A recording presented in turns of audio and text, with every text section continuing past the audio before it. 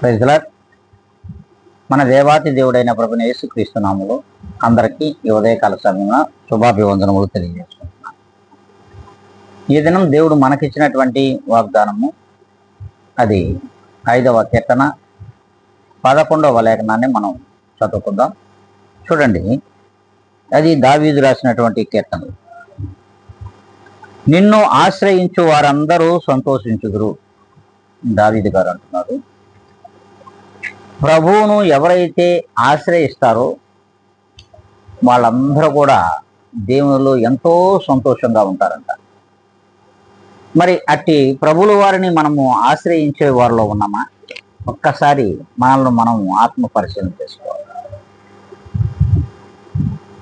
ప్రభువును ఎవరైతే క్రీస్తు యేసును మరి వెతుకుతారో, ఆయన ఆశ్రయించుతారో, ఆయన యందు నమ్మకం ఉంచుతారో, ఆయన యందు విశ్వాసం ఉంచుతారో వారు వర్ధిల్లుతారంట.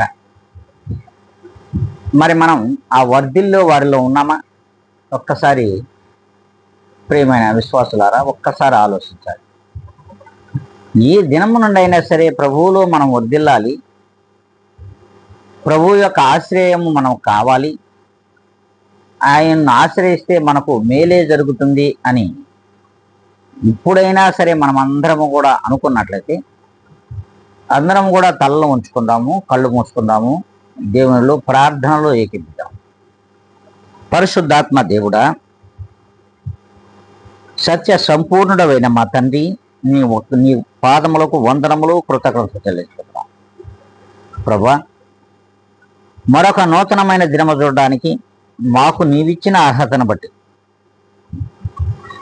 నాయనా మీకు వందనాలు చెల్లించుకుంటున్నాం.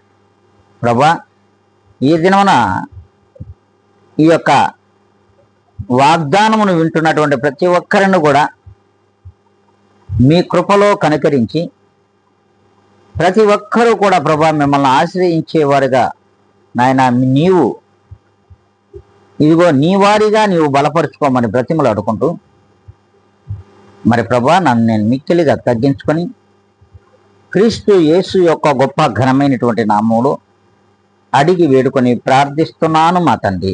ఆమెన్.